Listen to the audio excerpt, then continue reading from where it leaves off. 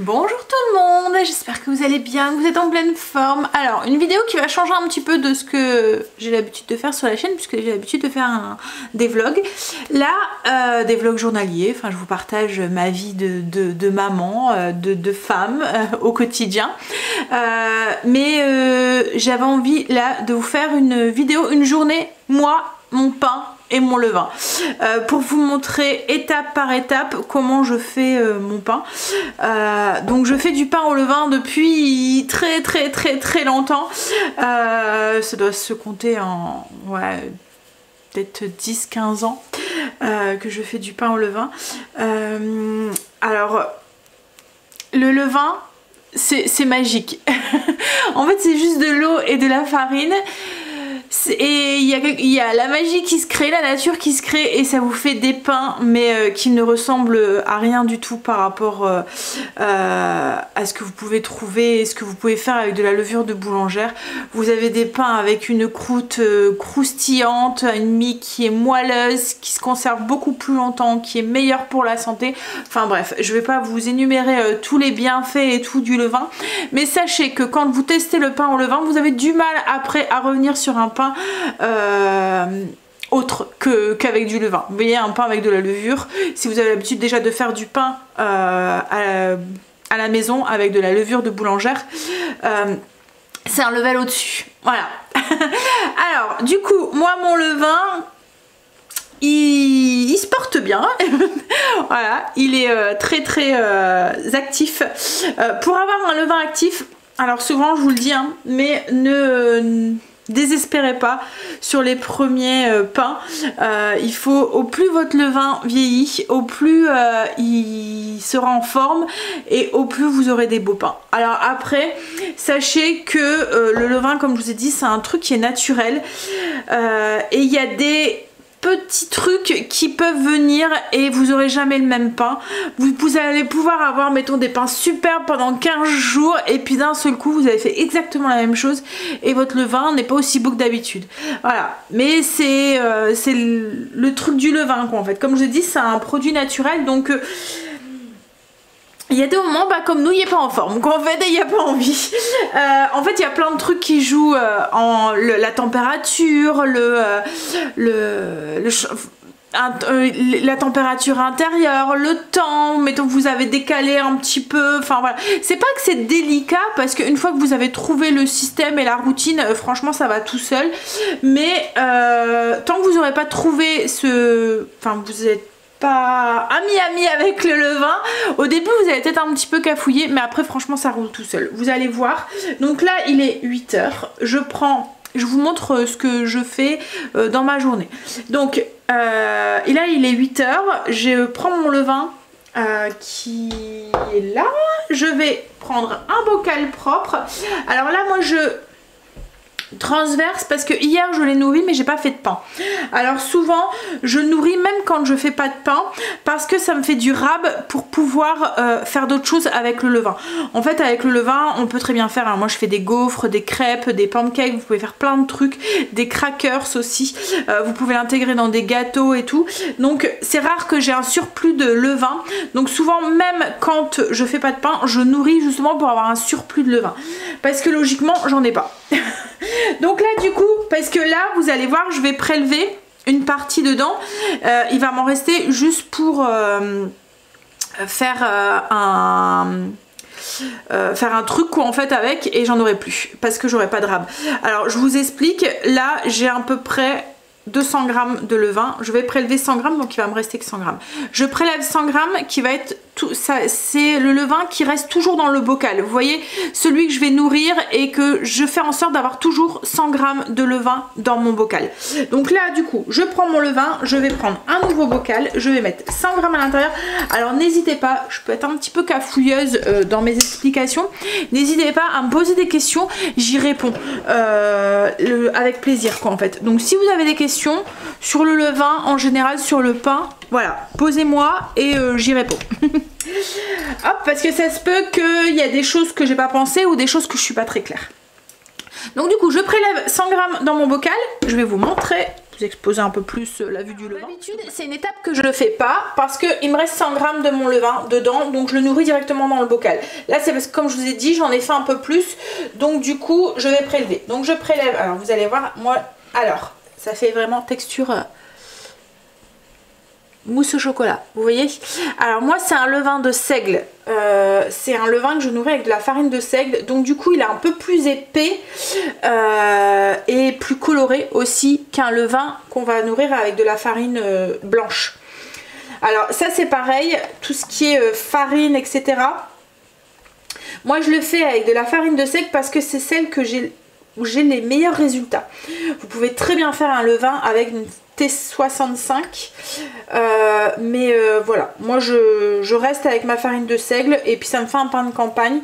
C'est celle qui donne le plus de force à mon levain. Je peux même espacer sans le mettre au frigo, espacer de 1 ou 2 jours sans souci, sans qu'il ait faim quoi, en fait. Donc bref, donc là j'ai mis 100 g de levain et je vais venir le nourrir. Donc je le nourris avec de l'eau qui a décanté, donc c'est de l'eau mon frigo, de l'eau filtrée que je laisse à température ambiante pour que le chlore s'évapore. Faut pas mettre de chlore parce que le levain c'est une des bactéries en fait qui est à l'intérieur, donc si vous mettez du chlore vous allez tuer vos bactéries, donc vous allez affaiblir votre levain. Alors le levain on le nourrit toujours avec ce qu'on appelle un temps pour temps. Donc vous prenez 100 g de levain, vous allez nourrir avec 100 g. Donc 100 g, c'est 50 g de farine, 50 g d'eau. Si mettons vous avez 200 g de levain, vous allez nourrir avec 200 g, donc 100 g d'eau, 100 g de levain, 100 g de farine. Donc je ne sais pas si vous comprenez ce que je veux dire. Donc là moi j'ai 100 g et je vais le nourrir avec 50 g de farine de seigle, comme je vous ai dit, et 50 g d'eau filtrée, décanté pour que le chlore s'évapore. Hop, donc je vais mettre 50 g. Je mélange déjà, comme ça me permet de bien mélanger les petites levures bactéries du levain. Alors l'histoire de l'inox, du métal avec le levain, c'est une légende urbaine. En tout cas chez moi ça n'a jamais, mais alors strictement jamais rien fait sur mon levain. J'utilise une fourchette comme vous pouvez le voir pour mélanger. Il n'y a aucun souci, comme je vous ai dit ça fait 15 ans que je fais du levain. Hop, donc je mélange bien et là du coup j'ajoute mes 50 g de farine.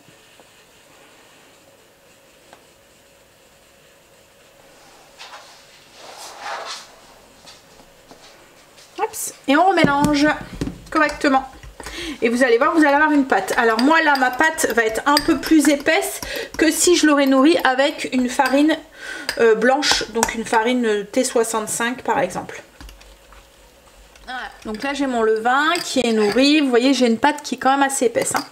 Moi j'utilise une farine de seigle comme je vous ai dit parce qu'en fait elle est plus riche en minéraux, donc du coup elle est plus riche pour nourrir mon levain. C'est possible d'utiliser de la T65, il n'y a pas de souci, ça fonctionne très bien. Ce qu'il y a, c'est que moi j'ai des meilleurs résultats avec la farine de seigle. Ça me permet d'espacer aussi quand le nourrissage, on va dire, du levain entre le pain. En fait, il a moins vite faim puisque la farine est plus riche. Voilà, mais après, c'est tout à fait possible de le faire aussi avec notre farine. Alors, vous avez remarqué, j'ai un petit bocal, donc c'est un bocal parfait. J'ai enlevé le joint parce que le levain, les bactéries du levain ont besoin d'air, mais il faut le protéger des petits insectes. Donc, vous pouvez mettre soit un petit sopalin, un petit torchon avec un élastique, ou soit comme là, moi je ferme juste et je le ferme pas, vous voyez, j'ai pas le joint, donc l'air passe, circule. Autre petit truc, le levain aime la chaleur. Le pain au levain a besoin de chaleur. Donc s'il fait froid chez vous, votre levain va mettre beaucoup plus de temps à lever. Alors le truc aussi que moi je fais, c'est que je prends un petit feutre et je viens, vous voyez un petit marqueur ou quoi, je prends un petit marqueur et je mets à peu près au niveau de mon levain. Donc là, il est ici, c'est juste pour avoir un petit repère. Vous pouvez mettre aussi un petit élastique, ce qu'il y a c'est que l'élastique ça roule et tout, donc moi je prends un petit feutre, je fais une petite marque, ça me permet de savoir jusqu'où mon levain doit lever. Il faut utiliser le levain quand il est à son max de pouce, quand il est en pleine pouce. Il ne faut pas qu'il redescende. Donc il faut qu'il y ait à peu près doublé, voire triplé de volume. Alors moi je sais qu'il va arriver à peu près ici. Et là je vais pouvoir l'utiliser. Ça, c'est à l'œil, vous allez le voir au fur et à mesure. Donc là, moi, ça va mettre autant de temps en fonction de la température qu'il fait chez moi. Chez vous, ça va mettre peut-être un peu plus de temps. Alors là, moi, je fais mon pain aujourd'hui pour le cuire demain. C'est ma façon de m'organiser parce que je trouve ça plus logique dans le fait d'avoir du pain frais le matin plutôt que le soir. Parce que c'est très long de faire du pain au levain. C'est long, mais vous allez voir, c'est que des petites étapes de quelques minutes, quoi, en fait. Ça prend pas énormément de temps, mais c'est long.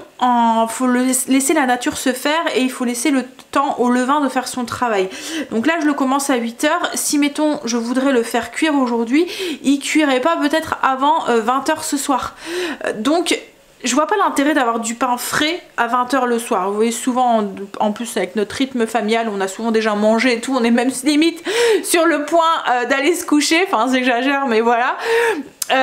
Donc oui, j'en vois pas l'intérêt. Par contre, le fait de faire comme je fais là, moi, il va avoir une pousse lente au frigo. Donc je vais le faire cuire demain matin. Et là j'en vois plus l'intérêt. Vous vous réveillez, vous faites cuire votre pain.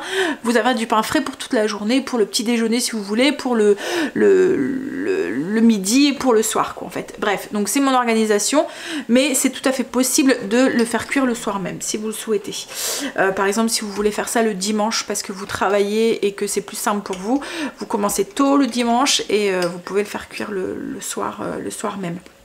Alors après le matin ça prend pas énormément de temps, hein. Moi je le fais, enfin vous allez voir dans la vidéo, mais je lance la cuisson le matin quand je me lève et le temps qu'il cuit, je fais autre chose, quoi. En fait je me prépare et tout pour commencer ma journée. Donc du coup comme je vous disais, le levain a besoin de chaleur. Donc en ce moment le printemps a du mal à arriver et les températures qui vont avec. Donc moi, et même en hiver en fait à la maison, il fait 19-20 quoi en fait. Donc du coup c'est pas suffisant pour le faire pousser. Et quand je le mets au-dessus d'un radiateur ou quoi, il y a des moments c'est trop chaud et ça a tendance à le faire croûter, sécher. Donc mon truc c'est de le mettre sur la box. La box, vous voyez qu'on a pratiquement tous chez nous internet. En fait ça dégage de la chaleur juste suffisante pour notre petit levain. Donc je le mets dans ma niche avec ma box et je le laisse lever tranquillement. Souvent sur le coup de midi je peux commencer à lancer mon pain. Donc là il va aller au sage dormir sur la box bien au chaud.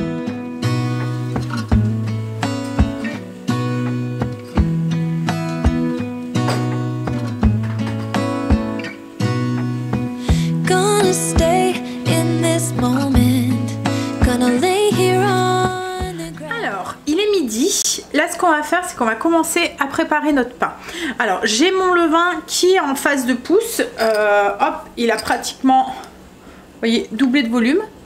On voit, il est plein de bulles. Je vais essayer de vous montrer. Est-ce que, voilà. Et c'est rempli de petites bulles. Alors, il va encore lever, hein. Il n'est pas fini. Vous voyez là, plein de bulles. Il n'a pas fini. On va encore le laisser lever, mais ce qu'on va préparer, c'est ce qu'on appelle l'autolyse. Donc l'autolyse, malgré ce grand mot, c'est juste un mélange de farine et d'eau. Donc la farine qu'on va utiliser pour notre pain et l'eau qu'on va utiliser pour notre pain, on va juste mélanger. Vous pouvez même mélanger limite à la fourchette. Moi c'est ce que je fais, pas besoin d'un gros pot ou quoi que ce soit. Alors ça va permettre, attendez je reviens, j'ai été chercher ma fourchette. Donc ça va permettre de développer, enfin d'assouplir le réseau glutineux de la pâte, de développer les liaisons qu'il y a entre l'amidon, le gluten, l'eau, etc. et développer l'élasticité. Du coup votre pâte va être beaucoup plus élastique quand vous allez la travailler, et c'est ce qu'on recherche quand on fait un pain au levain, parce que quand vous avez une pâte qui est bien élastique, elle va emprisonner l'air qui est à l'intérieur, et c'est là où vous allez avoir une pâte qui va bien lever, bien gonfler. Vous voyez, un peu comme avec un chewing-gum, quand vous avez un chewing-gum qui est bien élastique, vous arrivez bien à faire des bulles de chewing-gum. Si il est très pâteux, on n'arrive pas à le faire, vous voyez. Donc on va juste du coup mélanger. Moi j'utilise de la farine de jonc. Là je vais faire un pain de campagne classique. Donc de la farine T65. Alors vous prenez une farine de bonne qualité. Si vous avez la possibilité d'avoir un moulin ou quoi autour de vous, de la farine bio ou quoi. Moi là c'est la farine Label Rouge de Francine. La T65, j'ai pas eu le temps de retourner. Enfin il faut que je retourne au moulin. Ce qui est, c'est qu'il n'est pas à côté de chez nous, et du coup je trouve que c'est une bonne voilà, une bonne alternative en magasin. Comme je vous dis, la Label Rouge. Hop, la T65. C'est celle avec laquelle je fais mon pain quotidien, on va dire. Donc on va mettre 500 g de farine dans la balance. Je prends la T65 parce que c'est celle qui est la plus, pour avoir un pain blanc, mais la plus basse.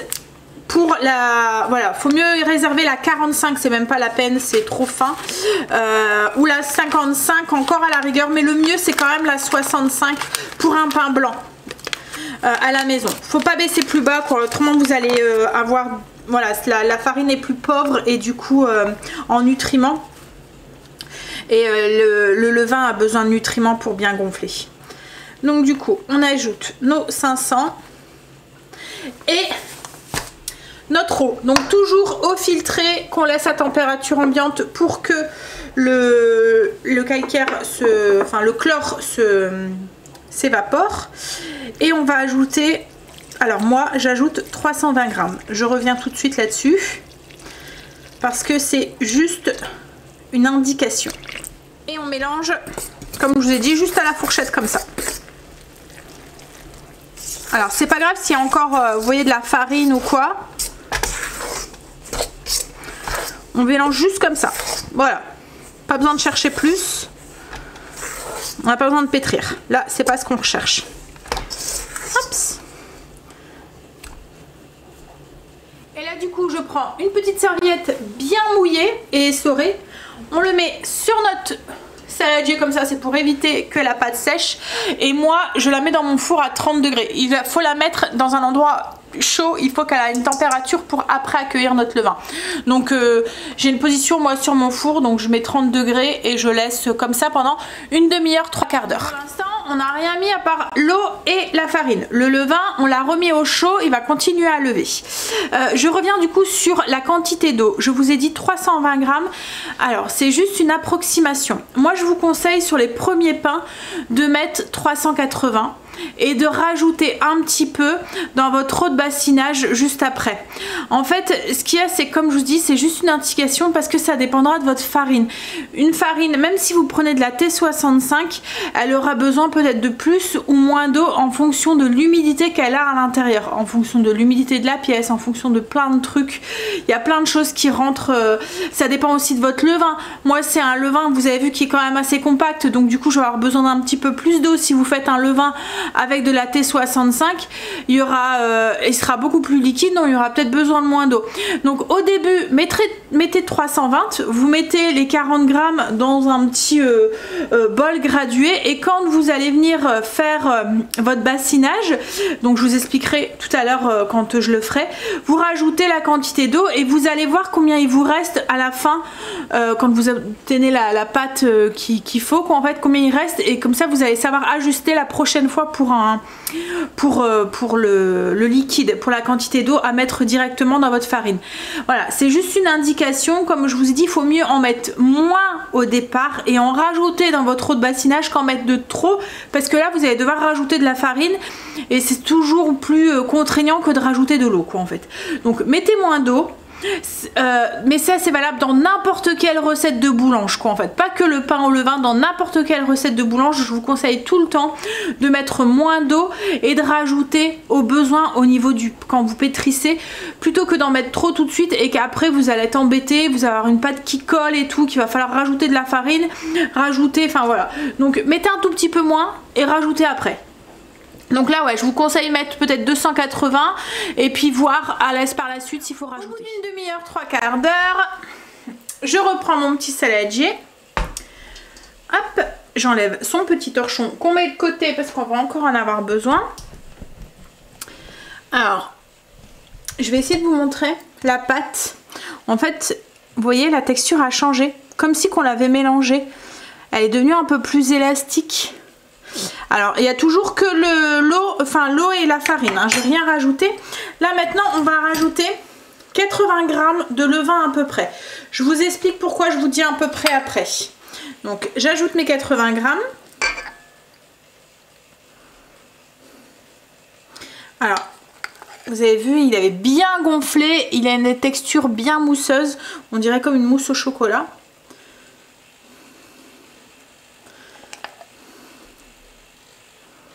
Voilà. Et on va commencer à pétrir. Moi j'ai un robot pétrin, mais on peut pétrir à la main hein, si on n'en a pas. Donc on commence à mélanger jusqu'à ce que le levain s'incorpore dans la pâte. Vitesse le premier cran, donc c'est vitesse 2 je pense. En vitesse 1. Quand la pâte commence à être bien mélangée comme ça, on va ajouter 2 cuillères à café de sel, ça correspond à peu près à 11 g de sel.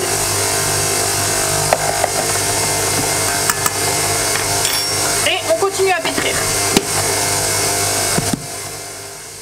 Alors je vais pétrir à peu près 2-3 minutes vitesse 1 et ensuite j'augmente la vitesse un peu plus fort jusqu'à vitesse 3-4 ouais vitesse 4 voire même c'est 6 ouais voire même 6 donc vitesse 4 au moins pour bien pétrir la pâte pendant 4-5 minutes. Vous allez voir la texture de la pâte va changer, elle va devenir beaucoup plus élastique, elle va se décoller des parois du bol.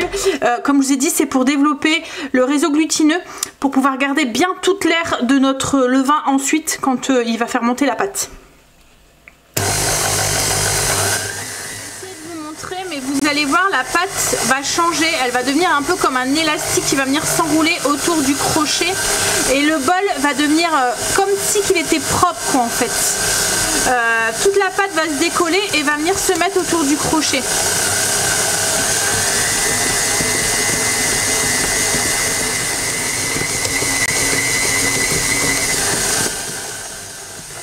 Vous voyez là la pâte c'est bien agglomérée, il n'y a plus rien pratiquement autour du bol et c'est là en fait où vous allez voir si votre pâte est trop sèche, c'est là où vous allez pouvoir rajouter de l'eau de bassinage comme je vous disais tout à l'heure.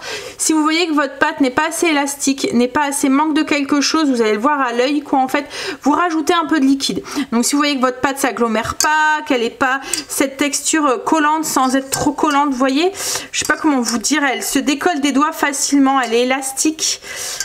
Elle s'arrache pas. Je vais essayer de vous montrer. J'essaie de vous donner le maximum d'infos. Vous voyez, c'est élastique. Elle craque pas. Elle colle mais sans être trop collante. Vous voyez, elle se décolle quand même assez facilement. Un peu texture chewing-gum en fait. Donc si c'est pas cette texture là que vous la trouvez trop sèche, vous pouvez rajouter un peu d'eau. Donc c'est ce qu'on appelle tout à l'heure, comme je vous disais, de l'eau de bassinage. Donc vous rajoutez un tout petit peu à la fois, cuillère à soupe par cuillère à soupe, jusqu'à avoir cette texture comme ça. Là moi j'ai pas besoin d'en rajouter parce que je connais ma farine, je connais voilà la force, ma recette, je sais que 320 ml d'eau c'est ce que ma farine a besoin quoi en fait. Quelques images, vous allez voir la pâte complètement, c'est complètement décollé du bol, elle est bien tout agglomérée autour du fouet. Voilà, c'est là où vous pouvez arrêter de pétrir. Donc on enlève le crochet, on va rassembler la pâte dans le bol. Voilà. Et là du coup on a une deuxième phase qui se passe, ça va être la phase de pointage. Donc je vais vous expliquer ce que c'est, mais d'abord je vais revenir sur le levain. Je vous disais tout à l'heure que j'allais vous expliquer pourquoi je vous disais 80 grammes. Alors, on rassemble la pâte comme ça en une boule. Hop, on remet notre petit torchon mouillé sur le dessus et ça repart pendant 1 heure dans un endroit chaud. Donc moi encore dans mon four qui est à 30 degrés, donc il se met à peine en route hein, parce que voilà, il fait pas super froid et puis comme c'est un four il tient bien la température à l'intérieur. Donc voilà, dans un endroit chaud pendant 1 heure. Ce qu'on vient de faire, c'est la phase de pointage et on va en faire 3 fois. C'est parce qu'on va faire cette opération 3 fois. On va répéter la même opération 3 fois. 1 heure de repos, rabat, 1 heure de repos, rabat, 1 heure de repos, rabat, 1 heure de repos. Donc en fait il va y avoir 3 rabats en tout. Je vous montrerai, on fera tout ensemble, donc je vous montrerai. Là je voulais revenir avec vous sur le levain. Tout à l'heure je vous ai dit, moi je mets 80 grammes de levain, mais on peut mettre plus ou moins en fonction de quand vous voulez faire cuire votre pain. Je m'explique. Moi, par rapport à mon protocole, là ce soir, je vais mettre mon pain dans son petit paneton et je vais le mettre au frigo jusqu'à demain matin, à peu près 8 heures. Il y a des moments même je le fais cuire avant, ça dépend à quelle heure il a été, enfin voilà, ça dépend du temps que j'ai. Après, toutes ces indications de temps, c'est pas de la science, enfin c'est pas protocolaire, enfin où vous n'êtes pas une demi-heure près, vous n'êtes pas, voilà, c'est pas grave si comme là je vous dis je vais laisser ma pâte 1 heure au chaud, si je m'en vais quelque part et je reviens au bout d'1 heure et demie, c'est pas grave quoi en fait, en soi voilà, c'est pas non plus on n'est pas à une demi-heure près quoi.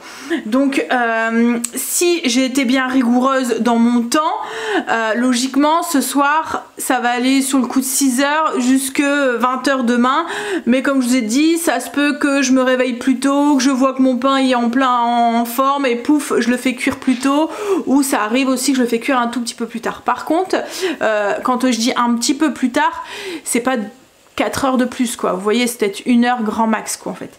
Alors je reviens sur l'histoire de levain. N'hésitez pas, hein, si je n'ai pas été claire sur quelque chose, n'hésitez pas à poser des questions en commentaire.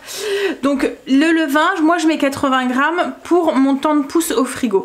Si par exemple vous dites moi je peux pas le matin, c'est trop la course, ça m'arrange pas avec mes horaires de travail par exemple, mais je pourrais le faire cuire le midi. Donc du coup le temps de pousse va être plus long, il va rester plus longtemps au frigo, donc vous allez devoir mettre un peu moins de levain. Donc essayez avec 60 voire 50 de levain pour voir si ça fonctionne. Il y a même certains qui le font cuire mettons beaucoup plus tard encore et qui manquent que 20 grammes de levain à l'intérieur quoi en fait. Le levain va manger ce qu'il y a à manger et va s'activer et votre pain va être aussi bien levé, mais du coup il y aura un temps de pousse qui va être beaucoup plus long. En fait la quantité de levain va se jouer, vous allez la décider, voir en fonction de votre protocole et du résultat de votre pain. Si demain matin quand je fais cuire mon pain, je trouve que mon pain n'a pas bien levé et alors c'est soit qu'il manquait du coup de temps de pousse, j'aurais dû le laisser plus longtemps au frigo, ou soit j'augmente ma quantité de levain.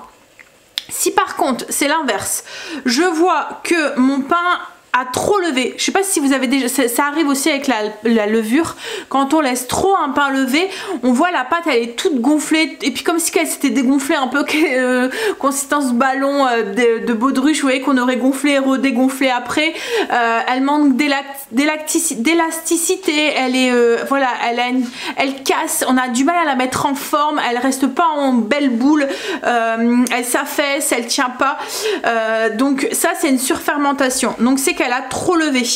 Et si elle a trop levé, donc c'est soit votre temps de pousse a été trop long, soit vous, alors donc du coup, soit vous diminuez le temps de pousse, ou soit vous diminuez la quantité de levain. Enfin, vous diminuez la quantité de levain. Je sais pas si je me fais bien comprendre. Donc en fait, demain matin, quand je fais cuire mon pain, si mon résultat est tip top, c'est que ma quantité de levain est bonne. Si je trouve que mon pain a trop surfermenté, je diminue ma quantité de levain ou je diminue mon temps de pousse. Donc je le fais cuire avant. Donc ou soit si je vois que mon pain a pas assez levé, c'est que j'ai pas assez de levain ou que j'ai mon temps de pousse qui est pas assez long. Voilà, donc à vous de voir si vraiment vous voulez faire cuire votre pain le matin à 8 heures. S'il est pas assez levé, on rajoute du levain, on met mettons 100 grammes, 120 grammes. Si votre pain est trop levé, et ben on diminue sa quantité. N'hésitez pas en barre d'infos si j'ai pas été claire, j'essaye d'être le plus précise et de vous donner le plus d'informations possible, et d'anticiper un peu les questions, mais voilà, ça se peut que je suis un petit peu confuse. Voilà, donc pour la quantité de levain, comme je vous ai dit, moi je mets 80 grammes pour le faire cuire demain matin. Donc il va rester, on va dire, un bon 12 heures au frigo. En plus du temps de pousse qu'il y a là maintenant. Alors, on revient du coup sur notre levain dans lequel on a prélevé nos 80 grammes. Donc je le laisse comme ça.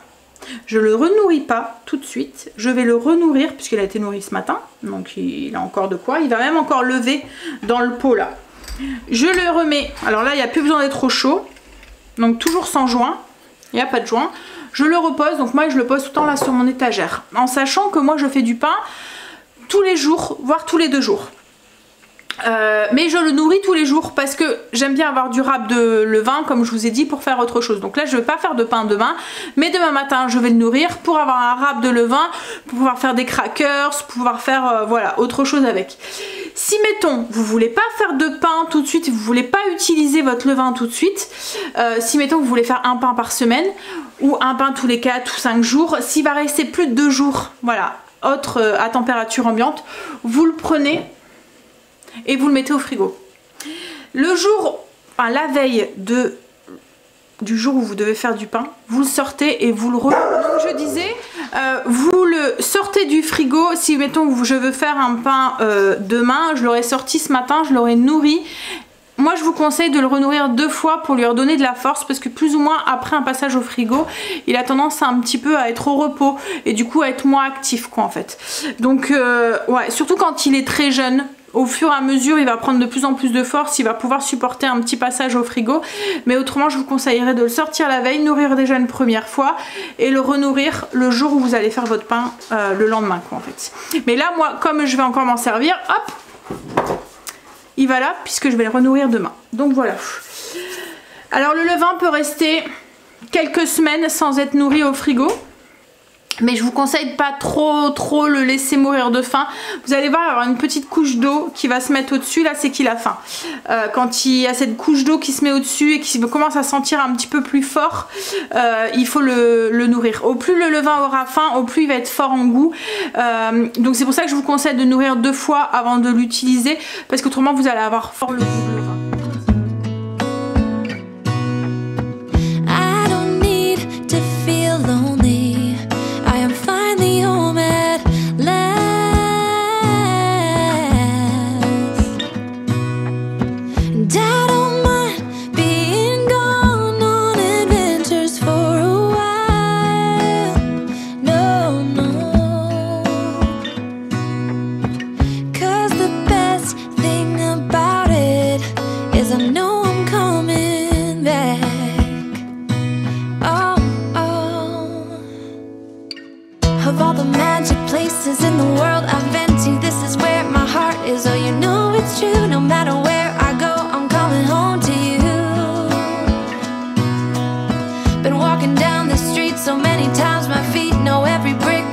Could wear a blindfold, no matter what I do, I'm coming home to you. And I don't know why, don't know why, don't know why, I'm always feeling homesick. Oh, all I know, all I know, all I know is this is where my heart is. Oh,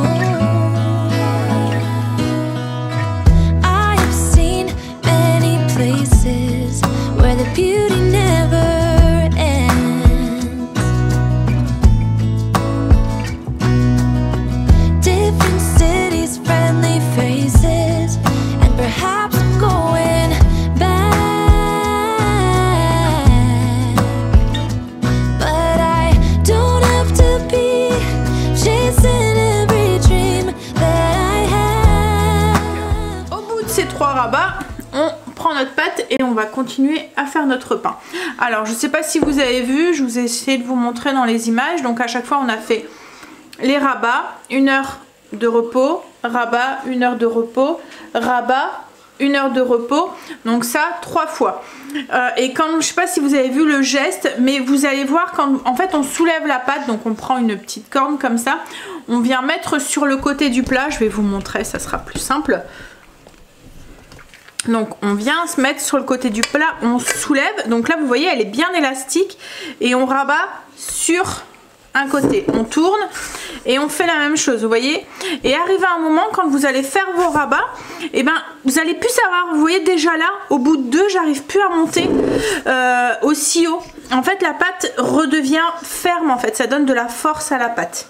Donc on fait ça, voilà, moi je fais le tour de mon saladier. Une fois que mon saladier, le tour est fait, donc en fait je prends sur le côté, je monte et je viens rabattre sur le dessus. Vous voyez le geste, ouais. Voilà, donc je fais ça tout le tour et après ben, je remets mon petit chiffon et je repars pendant 1 heure. Donc là, bref, là j'ai mes 3 rabats qui ont été faits. Donc je vais mettre un peu de farine sur mon plan de travail. Je vais déposer ma pâte. Donc là on ne fait pas les rabats, hein. Logiquement, là c'était juste pour vous faire montrer. Donc on prend sa pâte qui a reposé pendant 1 heure et on va venir la mettre sur le plan de travail. Hop. Et on va venir refaire du coup les rabats mais directement sur le plan de travail. On va commencer le pliage en fait. Donc on prend, moi là j'ai un peu moins de facilité parce que du coup j'ai fait les rabats déjà dans le saladier. On tire et on rabat sur le milieu. Donc une fois qu'on a fait tout le tour de sa pâte, on la laisse comme ça. On reprend notre petit chiffon et on va la laisser se détendre un petit peu pendant une petite demi-heure. Hop, voilà. Et on la laisse se détendre une petite demi-heure. Au bout d'une demi-heure, j'ai ma pâte qui s'est un petit peu... hop, qui s'est détendue. On va pouvoir la mettre en petit panettone ou en petit panier. Donc moi j'utilise des petits paniers comme ça en rotin. Ce que j'aime bien faire, c'est utiliser de la farine de riz. Alors on peut utiliser de la farine normale, hein, mais la farine de riz reste bien blanche sur le pain. Donc quand vous faites des petites décos ou quoi sur le pain, bah, la farine reste blanche et on les voit beaucoup mieux. Elle est beaucoup plus fine en fait. Donc j'en mets comme ça un petit peu dans le fond. Mais après, comme je vous ai dit, c'est optionnel, vous pouvez utiliser de la farine normale, hein. Et là on va venir avec notre pain, on va venir le mettre en forme. Donc je vais le détendre un petit peu. Hop. Je tire un peu en fait, vous voyez le geste, hein, on parle de lui-même. Je tire un peu dessus pour faire comme un grand rectangle. Voilà. Et là je viens la plier sur elle-même. Chaque fois que je la plie, je défarine un petit peu pour enlever le surplus. Hop. Donc d'un côté, je la tourne, je viens la rouler dans ce sens-là. Là du coup j'ai comme un gros escargot. Et là on va venir lui donner de la tension. Alors je viens avec mes mains pincer en dessous, tourner. Je pince, je tourne, je pince, je tourne. Et voilà, je fais ça jusqu'à ce que j'ai une belle boule.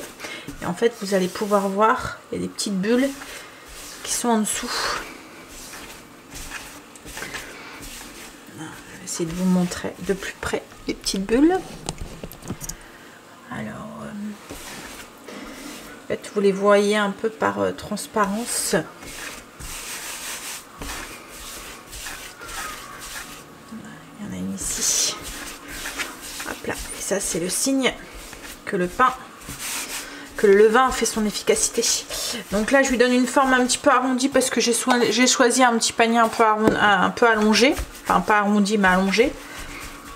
Et là on va le poser du coup dans le petit panier avec la soudure au dessus, parce que demain on va retourner comme ça, donc la soudure elle va se retrouver en dessous. Donc j'attrape mon pain. Je vais lui mettre un peu de farine de riz dessus. Hop.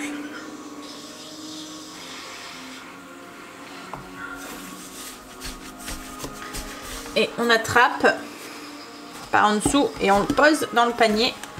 On va venir bien fermer au niveau de la soudure ici en pinçant. Voilà. Et là du coup on reprend notre petit torchon. S'il faut on le réhumidifie un tout petit peu. C'est pour éviter que la pâte se dessèche au frigo. Il faut bien que ça soit humide, il faut garder l'humidité de notre pâte quoi, en fait. Et là, donc on plie, on vient poser au-dessus et ça s'en va au frigo. Jusqu'à demain matin pour à peu près entre 12 et 14 heures. Après comme je vous ai dit, c'est à vous de voir le temps que vous avez. On revient à l'histoire de tout à l'heure avec le levain et la quantité de levain que vous devez mettre à l'intérieur de votre pain. Si vous voulez une fermentation plus longue, faut mettre plus de levain, moins de levain. Si vous voulez une fermentation plus courte, vous mettez plus de levain. Donc là, moi, ça s'en va pour 12 heures jusqu'à demain matin, 8 heures au frigo. On est le lendemain matin, ma pâte a reposé toute la nuit au frigo. Là elle est encore au frigo. Ce que je vais faire c'est que je vais allumer mon four. Alors vous mettez au maximum de votre four. Moi il va jusque 230, donc je mets 230. S'il va jusque 250 vous pouvez mettre 250. Alors la cuisson du pain, moi je la fais en cocotte. Donc je prends ma cocotte et je la mets dans mon four et je l'allume et je la laisse monter à température pendant à peu près 15 minutes. Mon pain est toujours dans le frigo. Hein. Alors là, ça fait 15 minutes que ma cocotte est dans le four. Donc là, je suis en train de préparer ce que je vais avoir besoin. Donc là, c'est pour poser ma cocotte qui va être chaude. Ma petite griffe, enfin ma petite lame de rasoir pour pouvoir griller. Une petite planche pour faciliter le démoulage du pain. Et alors un papier sulfurisé. Ou alors moi, c'est un petit tapis spécial pour le pain. En fait, c'est super pratique. Vous l'attrapez de chaque côté. Vous pouvez, hop, et pour le ressortir, c'est vraiment bien. Et là, on va pouvoir du coup sortir la cocotte et sortir le pain. Donc, je vais commencer par sortir ma cocotte qui est très chaude. Donc, faites attention du four.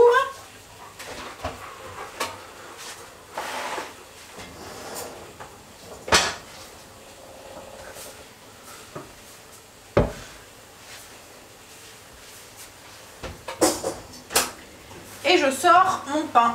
Alors, pas besoin de le sortir avant ou quoi que ce soit. Voilà. Alors là, j'enlève le couvercle de ma cocotte qui est bien chaude. Je vais venir, est-ce que vous voyez bien, enlever mon petit chiffon. Le pain a gonflé, mais vous voyez pas tant que ça. Il va continuer à gonfler dans le four. Donc là, du coup, je mets mon tapis, ma petite planche au-dessus. Comme je vous ai dit, c'est pour faciliter au niveau du démoulage. Hop. Voilà. Et je démoule. Et bien sûr, il a bougé. Voilà. Voilà. Je le frotte un petit peu pour enlever le surplus de farine. Et là, on vient le griller. Donc, vous faites ce que vous voulez. J'essaie d'approcher un peu. J'essaie de ne pas me brûler. En fait, je vais juste faire une ligne comme ça. Hop.